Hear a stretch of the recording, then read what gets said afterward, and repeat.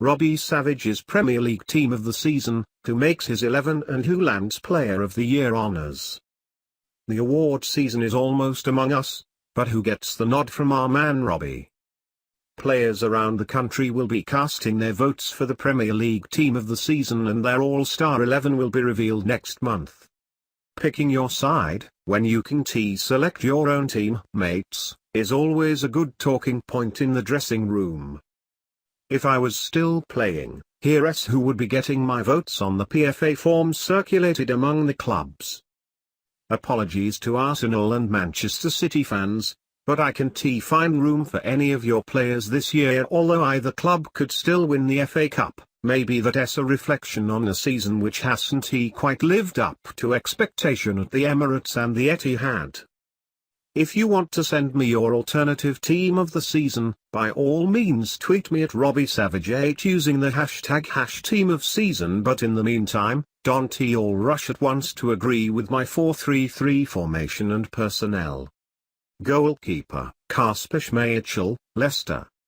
With honourable mentions for Burnley's Tom Heaton, who has forced his way into the England squad through sheer consistency, Stoke's Lee Grant and Hugo Lloris at Tottenham, it has got to be Schmeichel.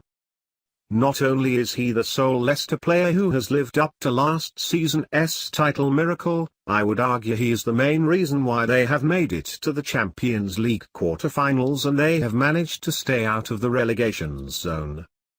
His twin penalty saves against Sevilla, and last-gasp saves home and away against Copenhagen, made a huge difference in Europe. And that injury time stop to foil Andy Carroll at West Ham last weekend was out of this world. Schmeichel is not just the best keeper in the Premier League on form, he is now in Europe's very top bracket.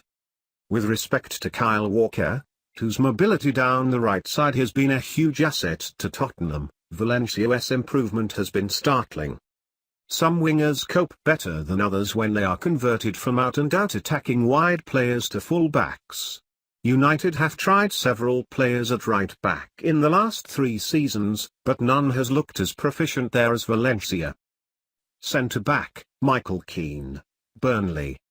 Not many youngsters who are released by Manchester United go on to become fully fledged England internationals, but I suspect Keane's debut against Germany in midweek will be the first cap of many.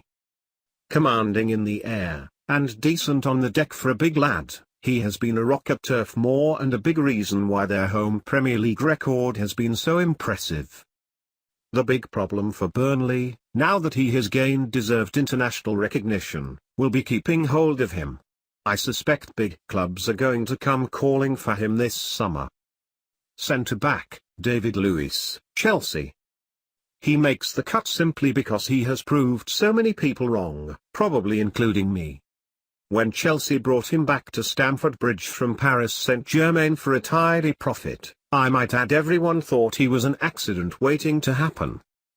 But he has hardly made a mistake.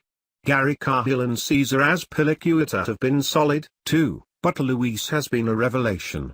I tip my hat to him, mainly because I thought it would end in tears, not 10 points clear at the top. Left back, Marcos Alonso, Chelsea. James Milner is also highly commended in this category, and comes a close second because he has looked to the manner born at left back, not a utility player filling in because of his versatility. But Alonso has provided width, goals, attacking threat and class to Chelsea's unstoppable surge towards the checkered flag. Like Luis, I wasn't at all sure about him after all. He didn't pull up any trees at Sunderland or Bolton during his previous stints in English football. And, like Luis, he has proved many of us wrong. I know he has been used as a wing-back by Antonio Conte, but he fits into my side at left-back. Centre midfield, N'Golo Kante, Chelsea. As discussed in my column last week, it is no coincidence that he is about to win the title in consecutive seasons with different clubs. An absolute beast has minded to Leicester's back four last year and in Chelsea's 3-4-3 system this term.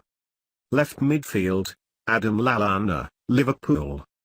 Technically, He brings quality, and his intelligent movement, especially his willingness to run in behind defenders, suits Liverpool's pressing and rotation along the front line. His pace surprised me the other night, when he ran half the length of the pitch and hit the post in England's 1-0 defeat by Germany. They couldn't catch him. He has scored 10 goals for club and country this season, a significant upgrade on just 4 Premier League goals last year. But he has not hit the target since December 27. If he maintained a consistent goal threat, he would be just about the complete package. Right midfield, Delali, Tottenham. Apart from his finishing, he was the best player on the pitch in Dortmund on Wednesday night. I believe he will be the next Gareth Bale, English football's next big money move to one of Europe's richest clubs, like Barcelona or Real Madrid.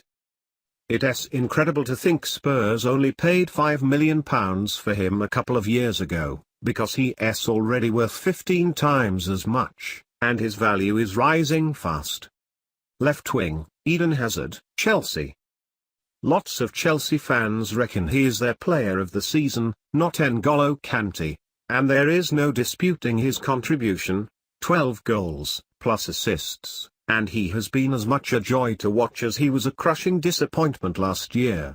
I love the way he spins away from defenders, even when tightly marked, and it's good to see him back on song after his mysterious dip in form last season. Right wing, Sadio Mane, Liverpool. Many of us thought Liverpool would miss Philippe Coutinho when he was injured in December, but their biggest drawback by far this season was Mane's absence for a month when he was on African Cup of Nations duty. Mane's movement, interchange of positions with Coutinho, Lallana, and Roberto Firmino, and eye for goal have been huge assets.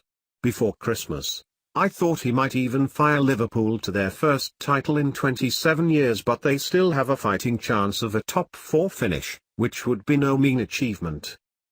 Centre forward, Zlatan Ibrahimovic, Manchester United. When I suggested that United should sign Zlatan 2 years ago, I was absolutely slaughtered on social media. Modesty forbids me from saying I told you so. But the facts speak for themselves. 26 goals in all competitions says it all about his worth to the cause at Old Trafford. And at 35, don't he give me any slush and nonsense about resting players. Ibrahimovic has done more than most to expose the myth of footballers suffering from fatigue. He wants to play every week for a reason. Because he is fit enough, and good enough, to do so at this level. Manager of the season, Antonio Conte, Chelsea. To abandon one system, and adopt the one he favoured before, 2 months into the campaign, was a stunning admission that Chelsea's flat back four wasn't working. If they had started the season playing 3 at the back, Chelsea would probably have won the title and paraded around town in their open-topped bus already. It's only a matter of time. An honourable mention for Tony Pulis, whose more expansive approach at West Brom has been a breath of fresh air, not to mention one in the eye for critics who thought he was a one-trick pony favouring long balls, set pieces and attrition. It's probably not going to happen, but it would be very interesting to see what he could do at a top 4 club. Player of the season, N'Golo Kante. Young player of the season, Delali. Thank you. Don't forget to subscribe and like this video.